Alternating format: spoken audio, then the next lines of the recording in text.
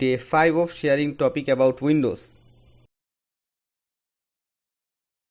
Guys আজকে আমরা জানবো কম্পিউটারের কিছু ক্যাশ ফাইল ওগুলা কিভাবে ডিলিট করতে হয়। এটা কম্পিউটার স্লাইটলি পারফরমেন্স বেটার করতে সাহায্য করবে। তো এর জন্য আমি লেখাগুলো স্ক্রিনে দিয়ে দিব, কমান্ড যেগুলো আছে। তো প্রথমেই উইন্ডোজ প্লাস আর ক্লিক করতে হবে, তারপরে রান আসবে। রান কমান্ডে প্রথম কমান্ডটাই হচ্ছে আমাদের %temp%।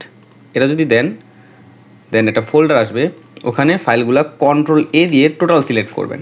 দেন শিফট ডিলিট ক্লিক করলে এখানে লেখা আসবে are you sure you want to permanently delete this item. যদি আপনি অনলি ডিলিট দেন তাহলে এটা রিসাইকেল বিনে চলে যাবে, আর যদি শিফট ডিলিট দেন তাহলে রিসাইকেল বিনে না যেয়ে ডাইরেক্ট ডিলিট হবে। তো ইয়েস দিবেন। দেওয়ার পরে এখানে কিছু এরকম আসতে পারে যে এই যে এটার মতো, যে এগুলো কি হবে। তো do this for all current item দিয়ে আপনার স্কিপ ক্লিক করবেন, ট্রাই অ্যাগেন দিবেন না। বাস হয়ে গেলে এখান থেকে বের হয়ে যাবেন। আবার আরেকটা উইন্ডোজ প্লাস আর দিবেন। এটা ছিল একটা কমান্ড। আরেকটা কমান্ড হচ্ছে TEMP, টেম্প। আগেটা ছিল %temp%, আর এটা হচ্ছে অনলি টেম্প। এটা ওকে ক্লিক করবেন। Ctrl+A দিয়ে আবার আগের মতো সব সিলেক্ট করবেন এবং শিফট দিয়ে ডিলিট ক্লিক করবেন। ইয়েস। আবারও ফাইল নিউজ এই জায়গায় do this for current item skip, এটা কাটবেন।